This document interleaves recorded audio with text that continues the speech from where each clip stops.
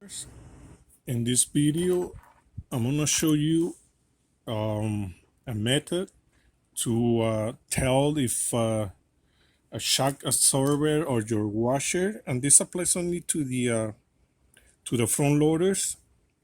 And we said it works on every other brand, but for the demonstration, I'm gonna use the Samsung absorbers, which are something like this. All right, this is a used one, and I had new ones here. Good brand, made in Italy. As you can see, these are nice. These are the best I have buy, the best available right now. Now I have these. Let me show you. This is one method you can use to check the pressure on a see they call the pressure of the ability to absorb the movement of the washer. This thing is called the trigger pull scale, and it'll work. It works, but the one I bought on eBay, it didn't last for long. It quit on me right away. But this work. It's about the same thing as the method I'm gonna show you. All right. I've seen videos on YouTube, a couple videos where guys are gonna tell you, you know what, this one's loose, you know, it's broke. This one works. But what about the ones, you know, like halfway? They're still working, but they're about to quit. How can you tell that? I mean, in a washer, when you open a washer, let me tell you this: if you find usually the one close to below the dispenser, when you use powder soap and stuff like that, it'll throw some water on the bottom of the washer, and it'll reach the left front shock, and that will get damaged. And you can tell because it will be very rusty, similar to this, or you can find like rubber dust on the rubber powder on under the shot. That shot is gone. You need to replace it right away. It needs to be gone. Okay, but in some washers you cannot even you open it up and you suspect that the rats are the suspension shocks, the absorbers are bad. How can you tell?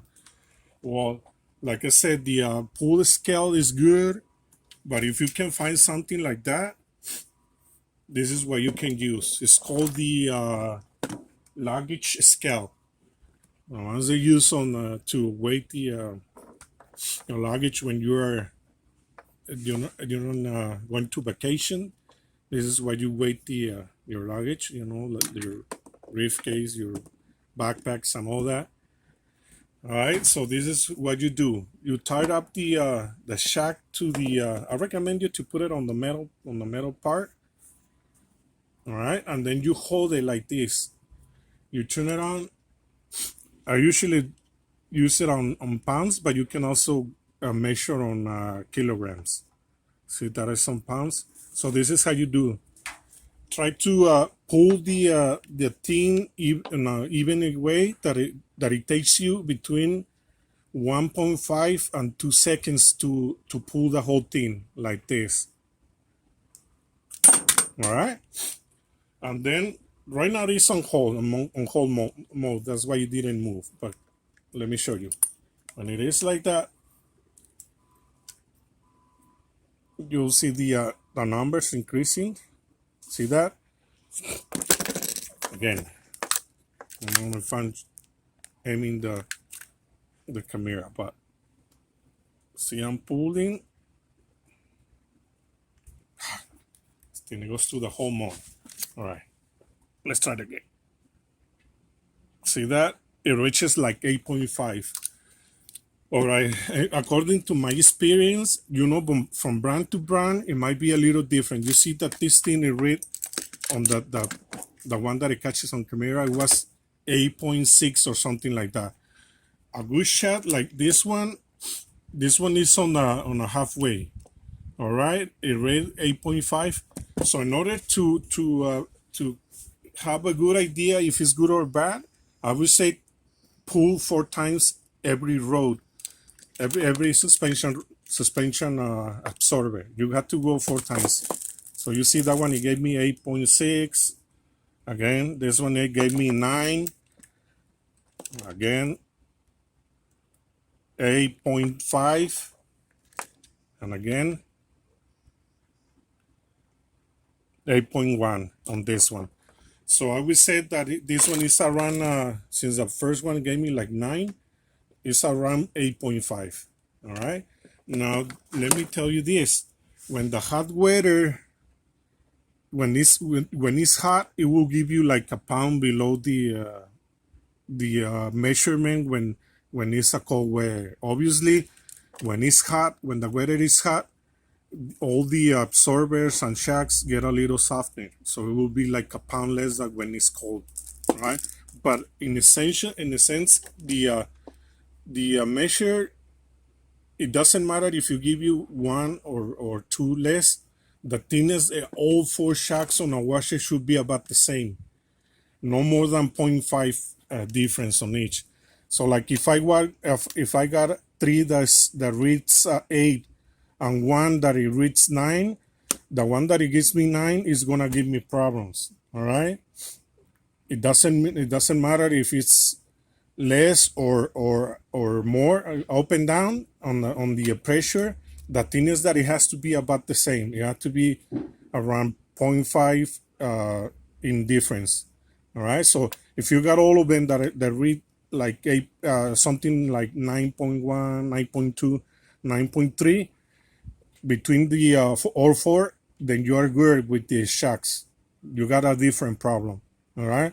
But I see videos that the guy says, "Oh, this one's off," or that won't tell me anything. That is not telling me anything. I need to know if they are running out. You know, obviously a shot that is loose. Obviously is bad.